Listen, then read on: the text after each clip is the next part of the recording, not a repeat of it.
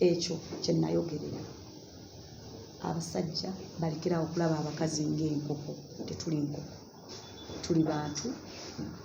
Temugobanga abagoba enkoko. Tuli bantu, tulina olulimi lwe tusobola okwogera.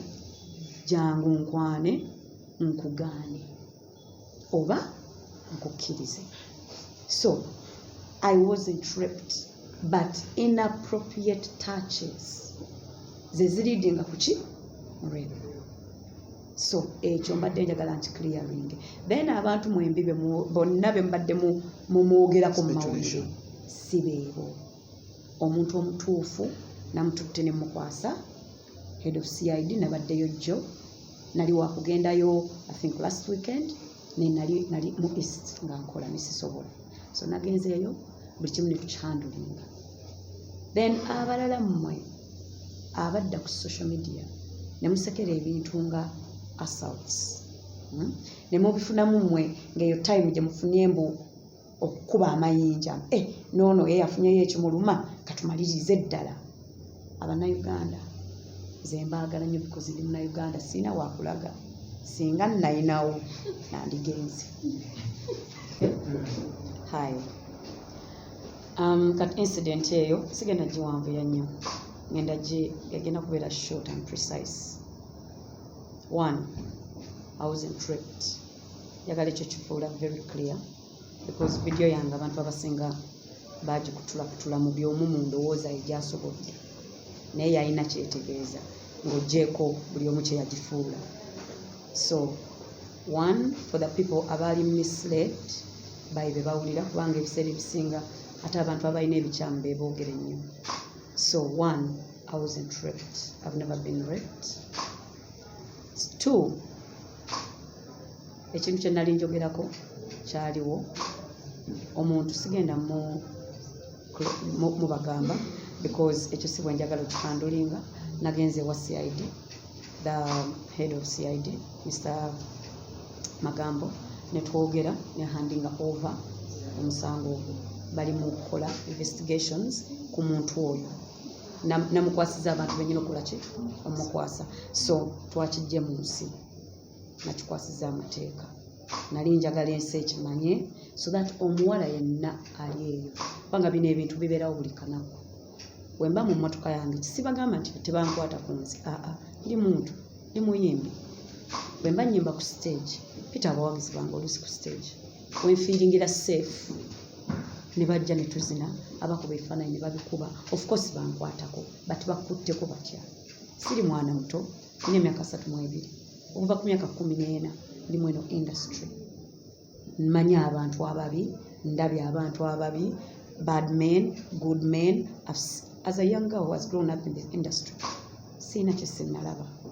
So bwe nzija nze omuntu atayogera kubanga sitera nenyimuka nenkola video ku kintu ekikwatagana ku sexual in any way. Temuyinza kubanga nkijje mu bbanga kiba kirina ku kyavudde. Nze waliwo ebintu nga nze ebinkwatako ennyo nga nyina ensonga zange lwaki binkwatako. Omukyala nkwatako nnyo because nange ndi mukyala, manyi bye tuyitamu ku mirimu, manyi bye tuyitamu work of place, manyi bye tuyitamu gye tuba tufumbiddwa, manyi bye tuyitamu mu bantu baffe ng'abakyala. So ate mmanyi nti ate tutya nnyo okwogera. Kyova olaba we nayogera kyali kiva ennyo. Mwenna ne mukifuulafula kimwayagala okukola ki. Ekyo kyennyini kitiisa omulala okukola ki okuvaayo. Kikyamu kyemukola. Kati ekintu ekyantuukako nali mu mmotoka yange kankibannyonnyole mu kamwa kange so that mulekerawo kugattagatta ki ebintu. Nali mu mmotoka nga nze kuyimbira muntu mu lujjalo nga we mbagambye bita bafanzi bange ne bankwatako ne tuyimba but appropriately. Kati bwe ngenda okuyimba nze sigala mu mmotoka, nze nyambala wabulayo dakiika nga 15 okugenda ku stage. Mbeera n'engoye munda. Nze nkola kuva ku Monday paka ku Monday, day in day out, misana na kiro. So wenfuna mu time ya wakati wa shows nga neebakamu mu mmotoka. So nali neebase nga mmotoka mulimu makeup artist wange Kamara, mulimu n'Amara PA wange. Diriisa nga avudde mu mmotoka tutuuse we tulina okuyimbira. It was a private party ya muntu waka ng'alina abantu be yayita. so omuntu oyo ajja ne security y'emabega ng'emuwerekedde zisaamulaba neebase so mpulira oluggi lwange lwaggulawo omulundi ki gumu nyimuka mulaba nga ate muwa ekitiibwa so mubuza omulundi gumu lwaki oguddeyo mu mmotoka yange nga tukunkonye bikoze n'emmotoka ya mukyala osanga nga ndi bwereere ebyaddako awo n'abeera inappropriate omanyi ekintu rape mwe mwakitutte wala naye rape erina weetandikira tetandikira si buli omuntu atandikira nakubaka muntu no bitandikira kweyo nkwatirira etalina kubeerawo inappropriate touches okitegeera n'oleeta omukono gwo n'ogunkwatako ku lubuto tolina kunkwatako lwaki oli mu mmotoka yange nyina kukusanga wooli nyimbire wooli bw'oyagala ojje tuzinemu kubanga tyawunziza okukola omulimu gwange mu mmotoka ndi mu tayimu yange ng'omuntu ey'eddembe era n'abajja ku mmotoka okumbuuzaako nabo weebali kye bakola bataapinga omuntu ku ttiimu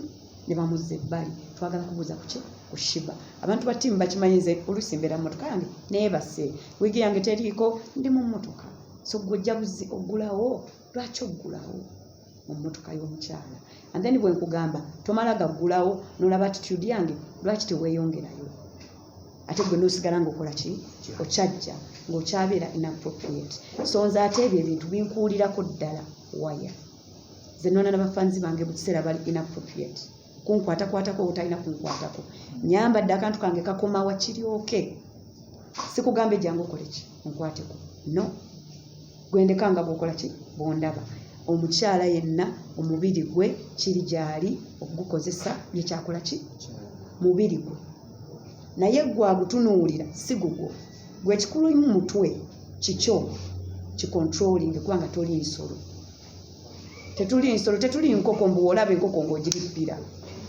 tuli bantu so kyenayogerera is kujjukiza abasajja nti tuli bantu abaana b'abendi abakazi bantu if you can do that to means omuntu buli omu gwamanyi nti sobola okwogera tojja kummanyiira otyo naye nojja n'okikola ki nagamba abaana bameka abatuddeyo abawala abakyala be bali mu kukola bino ebintu ebyekisiru ze n'ensonga enkuulako nnyo waya kukozi ngimanyi nnyo abakyala bajja ne boogera nange manye ebibeerawo ensonga lwaki nafuluma nkyogereko ozze okumbuuzaako lwaki ojja n'omusirikale okirabye nnyina obusungu lwaki totambula n'okola ki n'ogenda so waba kubanga mu mmotoka eyo kyannuma era kyendowoozaako everyday tuba kubanga tuli wantu tewali bantu mu mmotoka temuli bantu wandikoze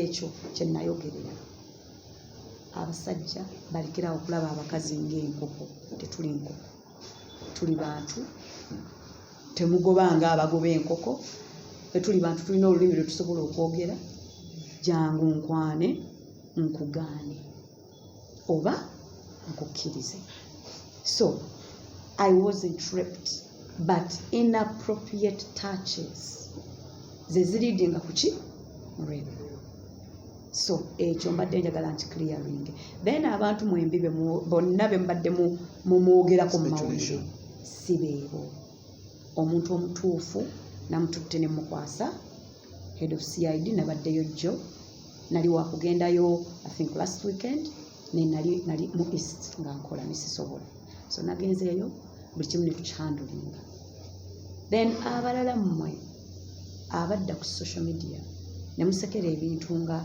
assaults ne mubifunamu mmwe ng'eyo time gye mufunye mbu okukuba amayinja noono ye yafunyeyo ekimuluma katumalirize ddala abannayuganda ze mbaagala nnyo because ndi munnayuganda siina wakulaga singa nnayinawo nandigenze because oluusi musukka you cause a lot of depression mwenensi ate nga teteri caused by strangers by our own leero waliwo promoter atukubidde management yange ng'ayogerera ku ekyo ekintu kyekimu tulina omuntu eyatubooking edda twamaliriza contract munnayuganda naye ate ono promoter mu Nigeria bakolaganye bonna bakoze shows zaabwe zikoze ki omusajja yasasula buli kimu mu Nigeria kati last minute kubanga buli kimu kiwedde namugamba naye kati Sheebah omanyi sigenda muwa ziri ssente kati kyawedde dda engeri gyenzija ngenda muwa ziri endala omusajja agambye lwaki abannayuganda temweyagala namugamba lwaki muli disrespectful ng'aba Nigeria ng'ate mu Nigeria yayogera ng'aba Nigeria bo mubawa ssente zonna ze baba basabye. Yes, of course they are bigger, you can say that, naye nabo baatandikira wa banaye baatandikira mutandikire mu kuwa abantu bammwe bannayuganda tandika okukolaganako. So tutandikire ku ekyo promota munnayuganda naye ono Nigeria yamugamba come on, respecting omuyimbi ava mu nsi yo ye ekimuluma ali mu kugamba naye ono munnayuganda munno lwaki atweyagala muyisa mu maaso. Shouldn't you be lifting me up? Kyekintwala gye ndaga kati njagala mukirowoozeeko. Let's assume I was raped. Nenkeera ku makya nenzija ne ŋŋamba kamunange abannayuganda bannange si bwe kiri bafaani bange n'abatali naye abantu ne bwe tabafaani waliwo ebintu nga tebyetaaga kubafaani tubijjemu obwo obuntuntu bw'ekikazi enuguno y'ekikyala biki tubijjemu. Waliwo ensonga ng'ebyo byonna mulina obbivaako obwo bulito competitions bwe mulina ng'ebyo byonna mulina obbisaawa ebbali kubanga mwenna kibakwatako. Leero okintuukako enkya kituuka ku mwana we, bwe kitatuuka ku mwana we luli kituuka ku muganda we, bwe kitatuuka ku muganda we kijja tuuka ku maama we. Oyina abakyala mu bulamu bwo eno ensonga ekukwatako. Muwoza minisikaati omwana omuto techa gwe yakwatirira naye yamusikiriza muli balalu. Ekyo kizibu. Temuwaga bantu bakola bintu bibi. Kati katudde ku nsonga kati mbadduukiridde mu video tudde ku point ya watif. Omuntu azze ye bambi bamurepinze ebyaddala addusa agambeko ki ensi ye nti bakoze ki ne mukwata amayinja olwedde ali saadi sexual assault olaba baba tebakurepinze naye mu mutwe oba ogenda kufa obusungu nga just omuntu akumanyidde mu ngeri gyatalina kola ki kiina tocha gye kikuwa tebakukutte kati olwo gwe bakutte. So omuntu bamukutte azze adduka mu ngeri yonna omuntu gwe batocharinze mentally tomunnyonnyola how to handle it. Lwaki tewakoze kino? No. Muleka akikole mu ngeri ye gy'asobodde because tomanyi bwawulira. Tutandike okweteekangako mu bigere by'abantu. Tufune ku empathy abannayuganda. Tuve mu ebyo ebintu bya competition. Tuve mu buteeyagaliza. Tetugenda kukulaakulana nga nsi nga tetunnatuuka kweyagala. Nga gwe munno waaba alinako waali gwe gy'otannatuuka ate owulira ng'ogenda kwetuuka ogenda tuukawo ku time yo. Buli omu alina obudde bwe. Ekiri mu tulemesa okwebeererawo eyo nnugu eyo envy oba obujja bwe tulina. Kati watiifu ekituufu nazze nga mbadduukirira bankutte nga mutuula nga mwogere bebe nabyo mwayogedde omuntu teyeewanna waggulu ku kizimbe naye kuba wansi nga bimutamye. Mulowooza abetta batya? Bannange obwongo bw'omuntu mental health is very important to us. Lwakuba nti ffe abamu twagitegeera tukyali baana bato mwatubanya amayinja emitima ne gikaluba. So naye mwogera kitwaguma naye tekitegeeza tetuli bantu. Ebintu bye mukola abamu tuli bagumu abalala bajja kwetta. Tuyige okubeera kind. I'm begging you Ugandans. Learn to be kind. Because mwali temumanyi nze omuntu atatera kwogera ne kubinkwatako ne banvuma ne bakomayo ne munjogerako kinsirika. Naye ne muteebuza olaba nnavuddeyo ne wabawa bagamba mbu oyo anoonya mawulire lwaki nga noonya ng'ate mmwe eva abannoonya. Nze mbeewala nze saagala mawulire. Keizi munnoonya emirundi emeka aba amawulire nga saagala maze emyaka emeka nga sirinnya mawulire. Saagala sigenjagala ekyo si kyekikulu. Nze just bannange nze saagala kuyimba buyimbi nkwagala temu don't quote me wrong. I love my business. I love my job. Era ne kwolwo n'obusungu obuyitirivu naye mukamende ennyimbe kubanga ate waliwo abazze ng'ate bo tebabimanyi ebyo. Naye omulimu mujja gututamya. Bangi mwabatamya omulimu. Nze waliwo abantu bemmanyi nti ng'omulimu gwabatama. Nze temugenda guntamya. kubanga simwe mwagundeetamu naye mulekerawo okututokyalinga menta. Abamu tusobola okubigumira ne tubeerawo ne mutuleeta obukyayi n'otuka ekiseera nga sise tukyayagala dde kubatunula kwaba mawulire n'otuka ekiseera nga tuyagala kutunula kwa mawulire kubanga tubalabanga mwenna kyekimu n'otuka ekiseera nga abawagizi bonna obalaba kyekimu kumbe bambi si kyekimu mulimu abali kind era obwedda mu comments zendaba eziri kind. Thank you so much for those ones who are kind because you never know. Nyinza okuba nga nze nayogedde naye ng'ate comment ye eri kind. Waliwo omwana gwe bakutte ebyaddala ate emuzizaamu ki amaanyi. Tuyiga okuba kind, tuyiga okufuna ku empathy, omutima ogw'ekisa. Siri malayika, don't get me wrong, I'm human, I'm imperfect, but I try as much as possible to be kind, to have empathy, okuwulirirako omuntu pain ye yadde sinnagiyitamu. Tubeereko n'ak'obuntu, humanity. Siri political, sirina hate ku mutima, era sirina muntu gwe hatinga. Tebabalimba, Mariam, nina omuntu gwe hatinga. Omumanyi bulungi ku buli kimu nekyenkulira. Nina omuntu gwe ngamba bannange oyo naafuna ekintu nja kufa. Sisobola, sinze Katonda. Manyi ekyange kijja kujja ewange, ate n'ekya Mariam kigendagenda Mariam, ekya Kezi kijja ewa Kezi, n'ekikyo kijja. Saba, kola, kirinde, tofuna bufunyi bukyayi kubatuuse. Atuuse naye olugendo lwo lubaddewo. So gweoyagala abeere ku lugendo paka nga talina kyafunamu. Ate bwe tutuuka ku lugendo bwe tuba tutandika ne mugamba nange bambi you make it. Then when we do, you somehow grow hate. Stop. Twekulaakulanye, tweyagale, twewagire. Kale ne woba tonjagala, ne woba toyagala muziki wange, ne woba tomanyi nga muyimbi, bw'owulira ekinkutteko ng'ekyo ak'obuntu, bijjeemu politics, bijjeemu gwowagira, bijjeemu si buli kimu kiri political.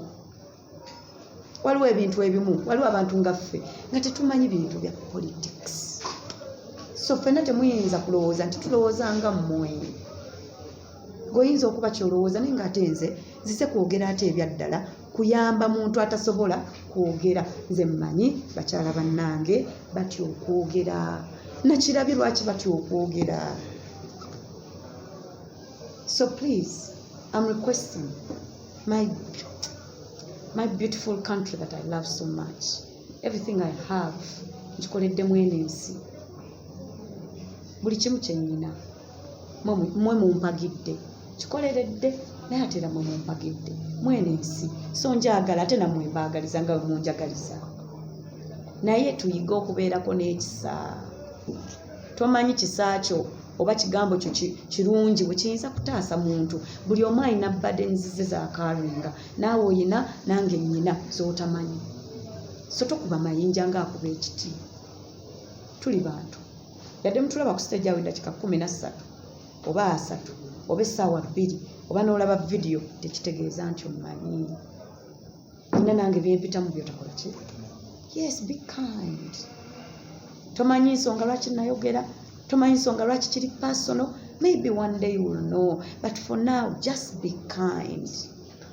Muyiga okubeera ab'ekisanze, ekyo kyensaba ensi yaffe leero, kyensaba era kyentaddeko nnyo essira leero. Mukama atukwateko ku mitima, tuyiga okubeera ab'ekisa because tugenda ne mulaba abantu ennaku ezimu abantu beekolaakola ebintu ne mugamba abantu balaluse tebali okay. Mubakuba nnyo amanja ne batuka ekiseera nga takyalina kyalivingira for. Let us enjoy our country in peace. Tukimanyi tetuli bulungi nnyo naye ate tuli balamu, tetunnafa. So that means tukyalina papasi ku nsi.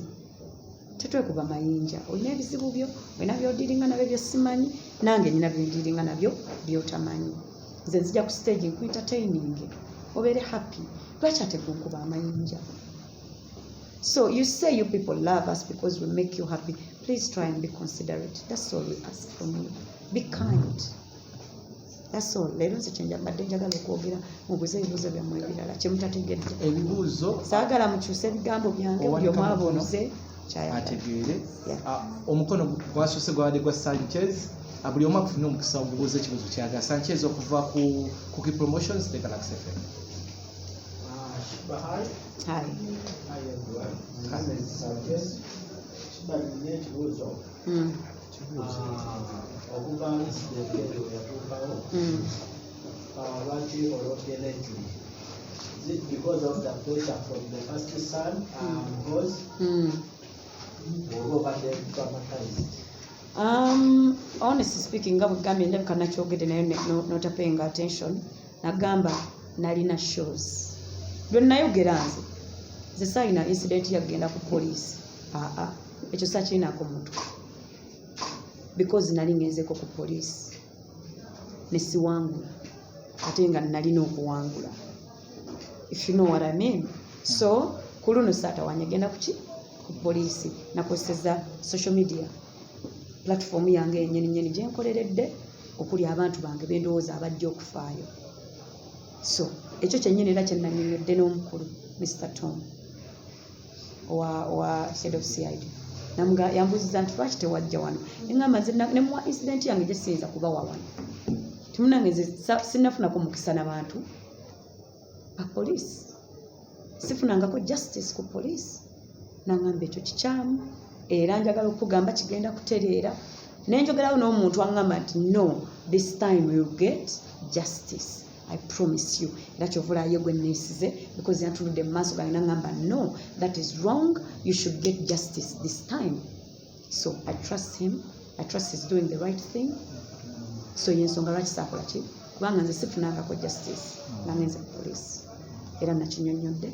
Era omwami n'agamba kikyamu ekyo, n'agamba era bwe kibajja ekiri tugenda kukirwanyisa okuba nga kikola kikoma. Naye tuwanguyange okuba nga alina flagging off bali abayaye baffe bagende bakole.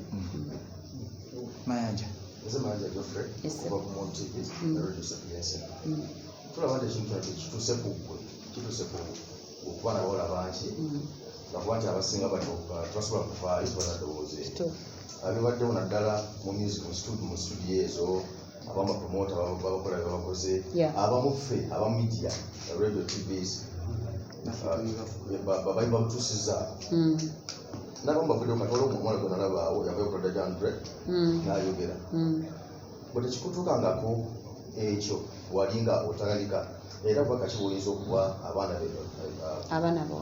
ebituukako n'ababituusa.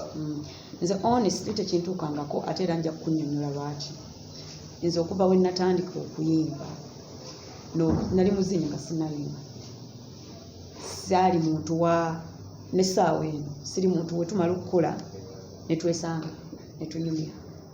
Eyo kibeerawo ng'omuntu maze omukola ki omutegeera. N'ekirala saasabako favors nga neegiba mitwalo 2 Washington gyansabye endagenda mu bbaala nga noonye nzikole nzireete nzimukole ki nzimuwe. So omuntu w'omusasula sometimes weewala ezo favors z'abakola ki. Ate nange settinga nnyo boundaries ni mukazi mukambwe era abantu abakola nange bakimanyi oyo muntu mulungi nnyo ne toyinza mukwatako, toyinza kukola kino naye kubanga settinga boundaries zange ki clear. Ekyo kyekinyambako oluusi ne boundaries ozisettinga ati mukwano tuli mu kuyimba tuli mu studio naye toyinza kuntunulira bwotyo, toyinza kwogera nange bwotyo. Oluusi nakyo ekyo kiyamba okulanga ekika ky'omusajja kyo kimanyi omukazi wa musajja simanyi mwakijjawa naye we mutwe muli. So oba olina okweyamba omuntu n'omulaga sinze nze saagala njagala kukola, so ekyo nakyo kikuyambako. Naye era waliyo abapasistinga ne baagala okukwatira ne baagala okukola. Kati olina okubeera nga feesi yo bw'ogamba nno kubanga abakyala abamu bwe tuba tugambanyagamba nawe lekerawo okuzannya nange tukole.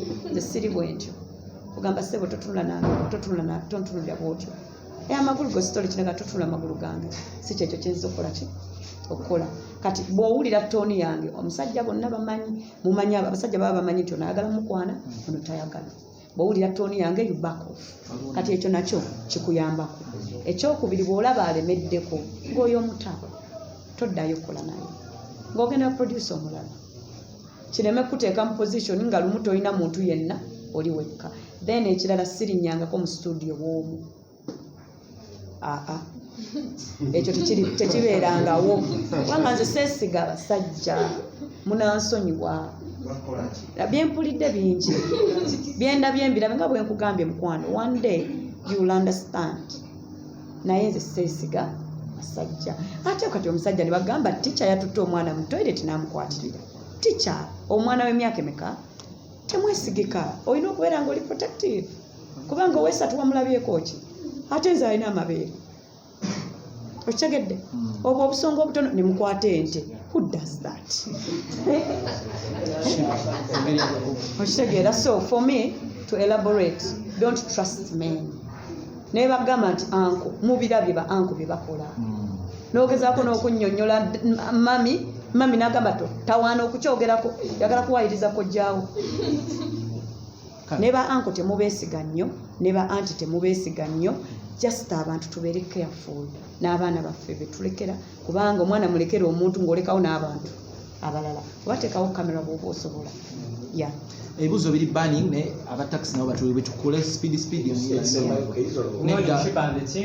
n'ebibuuzo bibiri okuva mu vision group ekisooka what would justice be to you omuntu oyo okuvayo ne yeetonda kumusiba oba ekyokubiri waliwo obukakafu obujulizi bwoteeseteese okuwaayo ku CID obuyinza olabikako oba video that you recorded or something? A video that I recorded when what? Kati kansooka mbabuuze ne gwe ba raping alina okuba nga yasetinze dda kamera mwe bantu mmwe mulina obuuza ebyo kye nnabagambye mubeere sensitive kati gwe ba rapinze eyo alina okuba nga yagiteze kamera because akimanyi bagenda kunrapingira wali exactly obeera ogitegese so no there is no evidence to assault okujjako nga obadde mu nnyumba yo nga muli mu kamera so tekyetaaga evidence omukyala nga nze bwe nzija ate kyekapu nze gwe nakugambye nti ate abadde raped era temuwulira so olumu kansooka embuuze obadde wano ne clarifying ne ngamba no I wasn't raped I've never been raped naye era gwe nakyo oyagala abawagizi basigaze ekibanyumira let's not justice ewange already nze nganze ngenda kugifuna because nze n'okubanga natudde n'omwami oyo head of CID n'atuula nange time gye yampadde n'apologizinga naŋŋamba agenda kulwanisa okulaba naŋŋamba ngenda kulwana okulaba nga abakazi nandeetera omukyala naye ngaakola mu department eyo n'amunkwasa neŋŋamba tugenda naffe kulwana kati kunoonya victims ngenda kitekinga on not politically as a human tunoonye humans tunoonye victims ng'omuntu eyawulidde obubi just nga tebannankwata nakunkwata just omuntu okunkwata ku mubiri gwange gwatalina kukwata nga sitoweereddwa lukusa concept so justice yange is omwami yaŋŋambye tugenda kukirwanyisa ffenna nange nga kwena tugenda kwegatta n'omukyala tukirwanyise ate n'oyo omwami bagenda munoonya bagenda yewuwe naye aweeyo statement ye bamundeetera atuule kubanga nze simwetaaga ku mawulire amawulire si kyekikulu njagala atuule mu maaso gange ambuulire lwaki alowooza kituufu naffe tusaba tubeere mu eyo bidi ey'okulwanyisa sexual harassment. That's good. Because That's good. the media is the fourth estate tulina okuoverseeinga We should. Kubanga kino ekintu ffenna tukirwanyisa. naffe abasajja Yes, kibakwatako. Yes, I know, but I understand that. tetuzaale Nkimanyi n'abalenzi baba harassing, so I'm not taking that away. kakalamu akuva ku radio simba ne uganda byogere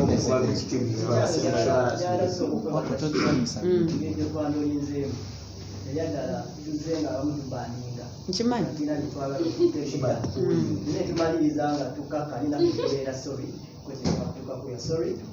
Thank you. Ngaba nabawuli tusobola kusuula mulimu gwaffe mu ngeri emu oba endala. Ekibuuzo kyange kiri otukkiriza bwetubanga tusobola okusosonkereza omwogezi wa CID okutubuulira omuntu oyo netumulaga eri ensi oba netumuwogerako wabaasobola wamubadde omugaa nti please tumwogera. Omwami oyo yampadde ekitiibwa n'ambuuza what and how I want this to be handled. era ne mugamba how exactly I want it to be handled, not publicly. Let it be private, because siri wano kutula families mitima, siri wano kwonoona mannya g'abantu. I'm simply here kyokkola n'erinnya ly'omuntu saalyonoona kubanga sigamba nti muwagira obutoonoonebwa kubanga takideserving of course, but ayina abaana, ayina abakyala, ayina abantu ate era abamulaba. Most of the times abantu abakuli okumpi fe ababeera close to us fe abasembayo okumanya monster mu muntu. Taata otoyinza mumanya nti rapist ate ate wandiitaze kumumanyira ku TV, wandyagadde ekyo sebo. Nze nyina muganda wange omulenzi siyinza kukyagala bamulangire lwa rape bwe ku TV. Lwakiri ate omuntu ajja nanziza ebbali nangamba muganda we yakoze ki, nzipe ne tukyandolinga nga ki nga family. Obutamwanika ate ekyo si ye muntu gwe njagala okuba nga bwe nabagambye nyina ekisa. So yadde ate era nakosezebwa nyina ate okubeera n'ekisa kubali aba family ye abatamwanyi mizeegi. Mwakitegedde ndowooza. Smith. Yes, sir. Isi zinabeerawo majjamu ekintu kya ssente kyakwata abantu ennyo obulwadde bangi naddala isalleged muno bakuwa miliyoni 16. Baani? Like you were paid for that private party over 16 million. Ate mukinyoko kyogere kanoga muno Sheebah ate tosize sente zakola ki bizayimbira sibano kikalete muno ate basasula that are not artists nga balinamu ebirala bakola ki ne balowooza bye bayagala. Tuze kyokubiri so kundinyole ekyo Akirese. Kati again kamba nnyonnyola ekintu. I know most of you, I don't know how you handle your business. Muli okutuula wano ne mwogera ku ssente mmeka ze babasasula na mmeka ze batabasasula, but for me ekyo sigenda kikola, ekyo kiri private kya business. Also another thing, gwe ng'owamawulire oba K-Zone ayinza okujja nanneegayirira ne mukolera obwereere naakavaku sigenda kukikola. Naakava okukola ekivvulu kya mukwano gwange Aziz Jojuzi Aziz Azion. Yes. Kubwereere nga omuntu omuyimbi nowagira muyimbi ki munno akole ku ssente naawe ojja mwetaaga kuwagire okole ku ki omanyi mu business tuba twetaaga collaboration ffenna okukola ssente. Kati ate waliwo agenda okujja mugambe otampa miliyoni 10 awo wennyini ku tavana ate era we nayimbira Aziz obwereere ng'ate bo we batampa miliyoni 10 sigenda kola ki. So business is relationship. So kisinzira tukolagana tutya. I could ask for 20 million, I could ask for nothing. Have I answered your question? Ajasooka kikolere tewali contactingangako naye abantu ba contactinga. He was concerned nambuuzaako if I'm okay, if everything is okay, nennyonnyola. That was it. He showed concern and I appreciated it. Sheebah ekisembayo emabega kaawo nga bali tonagyerimba amawulire n'abantu bonna ab'enjawulo tuwulira nti wayawukana ne management. Wayawukana ne management abantu ne batavaayo n'otavaayo kulaga wa watuufu wapya woli apart from your social media handles numbers nezisigadde basobola okufuna booking. Ki ekikwawula ne management era management empya yeeriwa? Management yange nkadde nagikola twali tugenda mu myaka 9. It was a beautiful relationship gye twalina eya business, but buli kimu kimala ne kiendinga, buli kitandika kiinako okikoma. So ne tukoma awo ne tutuula ku table ne tudecide nga buli omu akola akwate ekkubo lye mu bulungi respectfully. Ne neeyongerayo naye neeyongerayo. Management yange kati empya same team weeri nga bwe yali teyakyuka, ye yekka yeyavaako nga main manager. So team yonna yasigala yeemu. So tewali management ndala. I have a beautiful team and I'm not looking for another management. Okay. For now till further notice. Kale toyanza